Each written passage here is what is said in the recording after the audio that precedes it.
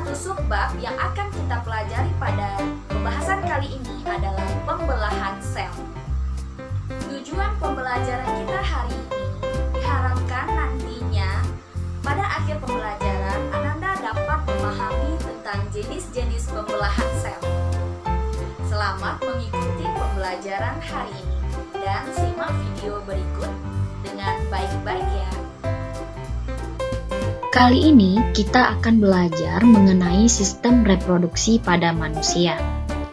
Ini merupakan materi IPA di kelas 9 pada semester 1. Pada bab ini, ada beberapa hal yang akan kita pelajari. Yang pertama, itu tentang pembelahan sel. Pada pembelahan sel ini, kita akan membahas apa itu pembelahan sel, lalu jenis-jenisnya, serta bagaimana prosesnya. Yang kedua, kita akan mempelajari struktur dan fungsi organ reproduksi laki-laki. Dan yang ketiga, struktur dan fungsi organ pada wanita. Serta yang keempat, tentang kesehatan organ reproduksi pada manusia. Karena kita akan mempelajari ini, yaitu tentang sistem reproduksi, Ananda tidak perlu malu dalam mempelajari ini. Tujuan kita di sini adalah untuk belajar, agar kita lebih paham dan peduli, serta bersyukur dengan organ yang telah kita miliki, serta kita mampu dalam menjaga kesehatan organ reproduksi kita. Yang pertama yang akan kita bahas adalah tentang pembelahan sel. Pembelahan sel adalah proses yang membagi satu sel induk menjadi dua sel anak atau lebih. Apakah kalian tahu maksudnya?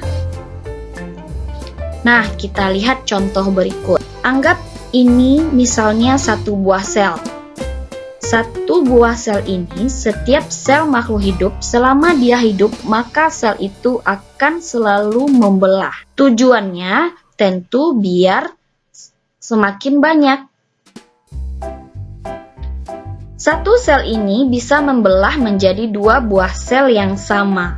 Sel ini disebut dengan sel anakan. Selanjutnya, masing-masing sel anakan juga bisa membelah menjadi dua sel anakan yang baru. Sehingga nanti kita akan peroleh 4 buah sel anak. Keempat buah sel ini masing-masingnya juga nanti bisa membelah, sehingga jumlahnya semakin lama semakin banyak. Ini terjadi pada semua makhluk hidup selama dia hidup. Selama dia hidup, maka dia cenderung akan membelah. Namun, semakin bertambahnya usia, kemampuan untuk membelahnya akan berkurang. Selanjutnya, apakah tujuan dari pembelahan sel itu? Tujuan yang pertama adalah pertumbuhan. Waktu Ananda kelas 7, kita sudah mempelajari tentang pertumbuhan. Apakah ada yang masih ingat tentang pertumbuhan? Pertumbuhan merupakan proses pertambahan ukuran yang tidak bisa balik lagi. Contohnya pertumbuhan tumbuhan ini. Tumbuhan ini dari ukuran yang kecil, lama-lama batangnya semakin lama semakin tinggi. Begitu juga dengan anak balita ini, makin lama tubuhnya semakin tinggi. Selanjutnya, tujuan yang kedua adalah perbaikan. Apa yang biasanya diperbaiki? Tentu sesuatu yang sudah rusak. Tubuh kita juga bisa mengalami kerusakan. Kerusakan yang terjadi bisa pada sel, jaringan, bahkan organ kita. Kita berikan contoh seperti luka yang terjadi pada lutut kita. Luka adalah satu contoh kerusakan yang perlu diperbaiki. Luka seseorang bisa sembuh sendiri tanpa diobati. Namun ada juga luka yang sembuh harus diobati terlebih dahulu. Nah, luka seseorang yang bisa sembuh sendiri ini karena sel-sel yang berada di dekat luka itu mengalami pembelahan, sehingga lukanya bisa ditutupi dengan sel-sel yang baru. Tujuan yang ketiga adalah reproduksi. Reproduksi kita sebut juga dengan perkembangbiakan atau beranak. Pembelahan sel dengan tujuan reproduksi ini terjadi pada sel-sel kelamin. Pada pria disebut juga dengan sperma, sedangkan pada wanita disebut dengan sel telur atau ovum. Kalau terjadi fertilisasi atau pembuahan, maka akan menghasilkan janin atau individu baru. Nah, itulah tujuan dari pembelahan sel. Sebelum kita masuk lebih dalam, kita bahas dulu istilah-istilah dalam pembelahan sel. Dalam pembelahan sel ada 3 istilah utama yang mesti kita pahami, yaitu ada kromatin, kromosom, serta kromatid. Kromatin itu adalah benang-benang halus yang terdapat di dalam nukleus atau inti sel yang terdiri dari DNA dan protein. Selanjutnya kromosom. Kromosom merupakan benang-benang kromatin yang mengalami pemendekan serta penebalan. Selanjutnya kromatid. Kromatid merupakan kromosom yang menduplikasi menjadi 2 bagian. Selanjutnya kita bahas apa sajakah jenis-jenis dari pembelahan sel. Pembelahan sel itu terbagi atas 3. Pembelahan amitosis, mitosis, dan meiosis. Pembelahan amitosis itu terjadi tanpa melalui tahapan-tahapan atau fase. Sedangkan untuk pembelahan mitosis dan meiosis itu terjadi melalui bertahap atau memiliki fase-fase tertentu. Yang pertama kita bahas pembelahan amitosis. Pembelahan amitosis biasanya terjadi pada bakteri.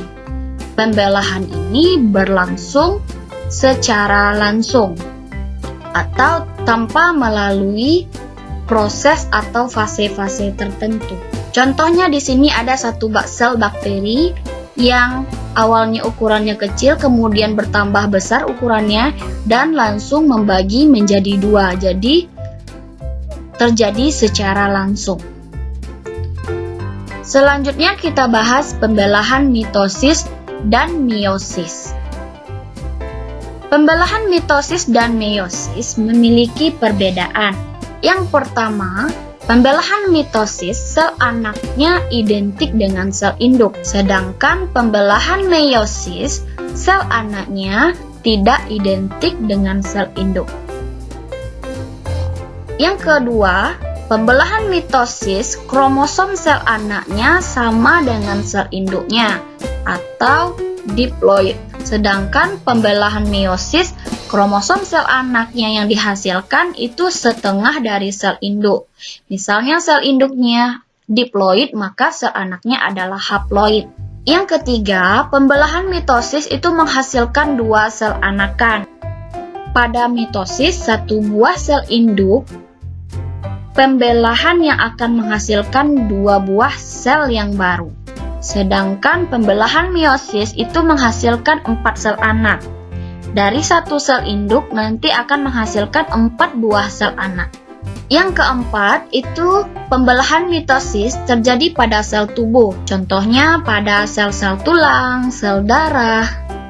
Sedangkan pada pembelahan meiosis itu terjadi pada sel kelamin pada saat reproduksi seksual. Nah, itulah perbedaan dari pembelahan mitosis dan meiosis. Selanjutnya kita akan bahas satu persatu. Yang pertama, kita akan membahas tentang tahap pembelahan mitosis. Tahap pembelahan mitosis itu terjadi 4 tahap. Yang pertama itu adalah profase. Yang terjadi pada profase, benang-benang kromatin memadat membentuk kromosom. Kemudian, membran inti pada profase ini mulai rusak menjadi bagian-bagian kecil. Akibatnya, si kromosom nantinya yang berada di inti akan keluar. Ciri yang ketiga adalah sentrosom akan membelah sehingga menjadi sepasang. Yang awalnya satu, dia membelah menjadi dua bagian atau sepasang dan memisah menuju kutub yang berlawanan. Yang keempat, gelondong pembelahan atau benang-benang spindel. Yang ini ya, ini benang-benang spindelnya sudah mulai terbentuk. Tahapan mitosis yang kedua adalah metafase. Jadi yang pertama adalah profase, yang kedua itu adalah metafase. Pada metafase, sentrosom sudah berada di kutub, di mana satu berada di atas dan satu lagi berada pada bagian bawah. Kemudian, kromosomnya berjejer pada bidang pembelahan. Kenapa disebut dengan bidang pembelahan? Itu karena garis ini adalah tempat sel ini akan membelah. Tahapan yang ketiga pada pembelahan mitosis adalah anafase. Pada proses anafase ini, kromatid saudara dari setiap pasangan memisah menuju kutub berlawanan. Maksudnya adalah kromosom yang tadinya berjejer pada bidang pembelahan atau bidang ekuator sekarang ditarik oleh sentrosomnya. Sentrosom yang di atas pada bagian atas ini menarik kromosom pada bagian ini, sedangkan sentrosom pada bagian bawah menarik kromosom pada bagian bawah juga. Sehingga kromosomnya terpisah. Jadi, ini namanya adalah kromatid. Kromatid saudara dari setiap pasangan memisah menuju kutub yang berlawanan, satu di atas dan satu di bawah. Kemudian pada akhir anafase, kedua kutub sel memiliki jumlah kromosom yang jumlahnya sama dengan sel induknya. Tahapan yang keempat dari pembelahan mitosis adalah telofase. Pada tahap telofase ini, membran intinya mulai bergabung.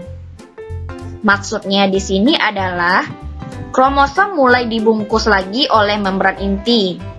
Membran inti yang tadinya pada profase mulai menghilang dan berubah menjadi fragmen, namun pada telofase ini membran inti kembali lagi membungkus kromosom. Ciri yang kedua adalah kromosom mulai merenggang. Di mana pada awal tahap tadi yaitu profase, benang-benang kromatin memadat dan membentuk kromosom. Namun pada tahap telofase, yang kromosomnya ini mulai kembali lagi menjadi benang-benang kromatin. Ciri selanjutnya adalah terbentuknya cincin pembelahan. Yang mana cincin pembelahan adalah pada lekukan ini. Di lekukan inilah sel akan membelah dan terbagi menjadi dua bagian, yang mana selnya itu persis sama dengan sel induknya dengan jumlah kromosom yang sama juga. Nah, itulah materi kita pada kali ini. Semoga Ananda dapat memahaminya dengan baik. Kalau ada yang kurang paham, Ananda bisa membuatnya di kolom komentar ya. Dan jangan lupa diulang-ulang kembali.